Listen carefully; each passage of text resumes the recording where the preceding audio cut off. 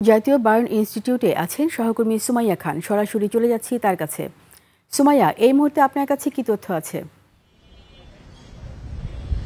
ধন্যবাদ রিতা। আপনি জানেন যে আমি এখন জাতীয় বার্ন ইনস্টিটিউটের জরুরি বিভাগের সামনে আছি। এখানে কিন্তু কিছুক্ষণ আগে এই ইনস্টিটিউটের যিনি পরিচালক নাসিরউদ্দিন, তিনি কিন্তু আমাদের সাথে ব্রিফিং করেছেন এবং তিনি জানিয়েছেন যে মাইলস্টোনের শিক্ষার্থী সকালে যিনি মারা গেছেন আইমান এবং বিকেলে যে মারা গেছেন মাকিন, তাদের লাশ মরদেহ কিন্তু পরিবারের কাছে হস্তান্তর করা হয়েছে। এছাড়াও কিন্তু মাকিনের কোথায় দাফন করা হবে সেই গাজীপুরের কিন্তু সিভিল সার্জনের কাছে বলে দেওয়া হয়েছে মাকিনের কবরের জায়গাটা দেখিয়ে দেওয়ার জন্য।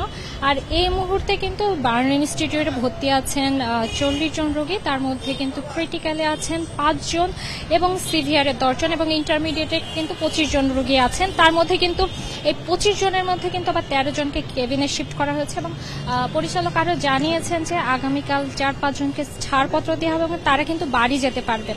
তাছাড়াও তার পরের দিনও কিন্তু আরও বেশ কয়েকজনকে ছাড়পত্র দেওয়া হতে পারে, এটাও জানিয়েছেন। এবং সর্বশেষ এটা জানিয়েছেন যে ভেন্টিলেশনে যে 2 জন অনেক বেশি ক্রিটিক্যালের যে রোগী ছিল, তারা কিন্তু এখন অনেকটা সজাগ হয়ে গেছেন এবং তারা কিন্তু নিঃশ্বাস নিতে পারছেন। এছাড়াও কিন্তু এখানে যারা বিদেশি এবং বিশেষজ্ঞ ডাক্তারগুলো এসেছে, তারা কিন্তু সেবা দেওয়ার জন্য সব রকমভাবে প্রচেষ্টা চালিয়ে যাচ্ছেন। এছাড়াও কিন্তু আইন শৃঙ্খলা রক্ষাকারী বাহিনী, র্যাব, পুলিশ আর আনসার সহ যারা ছিল, তারা কিন্তু কঠোর নিরাপত্তা দিয়ে হাসপাতালের পরিবেশটা সুন্দর রাখার চেষ্টা করছেন এবং বলেছেন যে তাদের এখন আপাতত বিদেশে নিয়ে যাওয়ার প্রয়োজন হবে না এবং যারা রোগী আছে তাদের দেশেই সুন্দর করে চিকিৎসা হবে। যদি প্রয়োজন হয় সেক্ষেত্রে কিন্তু তারা বিদেশে চিকিৎসার জন্য ভাবতে পারেন। এবং উপদেষ্টা সহ যারা সরকারের বড় লেভেলের লোক আছে, তারা কিন্তু এই যে রোগীরা আছেন তাদের চিকিৎসা সেবা দেওয়ার জন্য যা যা করণীয় দরকার, তারা কিন্তু সবকিছু করার জন্য প্রস্তুত,